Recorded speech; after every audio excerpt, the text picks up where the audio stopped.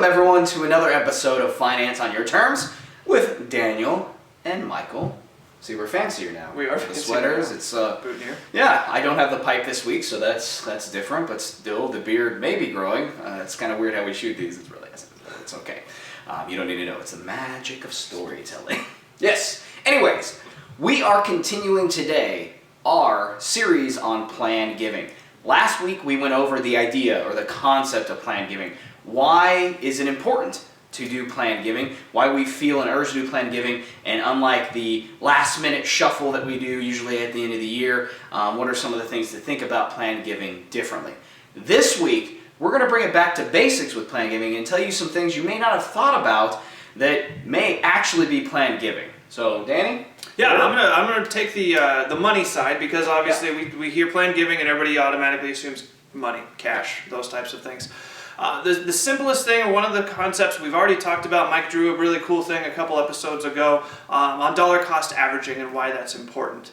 Dollar cost averaging, simple concept. If you decide you want to donate $300 a year to an organization, instead of waiting till the end of the year or right after the first of the year when you get your bonus, set up an ACH and just donate $25 a month on the 15th of every month, the first whatever date works for that organization. I know with my church I have $125 coming out on the first of every month, because in our planned giving, my wife and I, we want to donate $1,500 a year. So much easier than writing a $1,500 check. So look at that, see if that's an option with the organization you want to support. Money, they can count on it coming in every single month. They can count on it for their budget, and it's going to make their lives a lot easier as well. Second tip with money, beneficiaries. Who do you have your money set in the unfortunate event that you were to pass to go to? Is it all going to your family, or do you want a portion of it to go to an organization that you love or that you trust? I'm on the board with Central College, and they got an unannounced gift of about $500,000 from an alumni who had passed away. Had no idea that this individual was as into the school as they were, and all of a sudden they get a notice that because he set it up in his will for this $500,000 to go to the school, they get a check. Taxes are there. It's a benefit for the organization as well. So make sure that your beneficiaries are set to where you want your funds to actually go in the event that something were to happen to you. Yeah. Hey, it could even be a percent or not. I mean, when you set it up, it's up to you. It's your money. It goes to where you want. So 98% can go to the natural areas, kids, grandkids, whatever it is. But 1 or 2%, even if you've got that passion, if you got that goal, just make it happen. And it's very easy to change that on all of your retirement accounts. Just talk to your advisor or 401k provider. Now, that was the money side of things.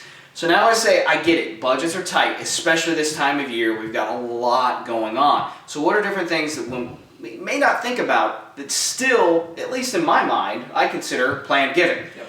Time, okay, and in-kind donations. So time is the volunteering. And again, I know life is busy, time's tough. But if money is not so easy for you to give, dollar cost average your time out throughout the year as well. I want to go 2 hours, meals from the Heartland every month. 2 hours a month, that's what I'm going to do. The volunteer time is as lives get busier and busier, as life gets more chaotic, that it may be a little bit difficult to give, but if you plan it out, if you make it part of your schedule, that still makes a huge difference to those organizations.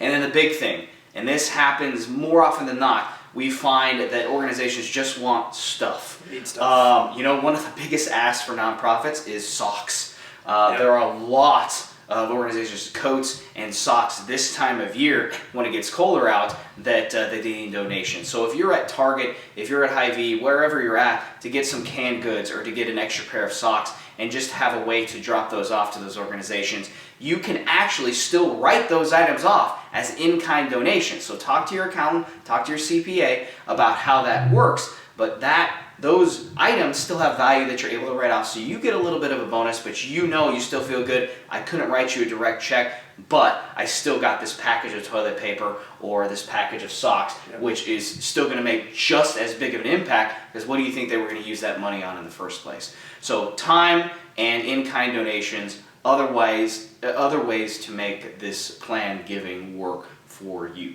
So. Yeah, great way to summarize. So check us out next week. We're going to dive into, if you have a more complex plan giving strategy, what are some resources, what are some tools for you there. Until then, stay warm, everybody, and we'll see you soon.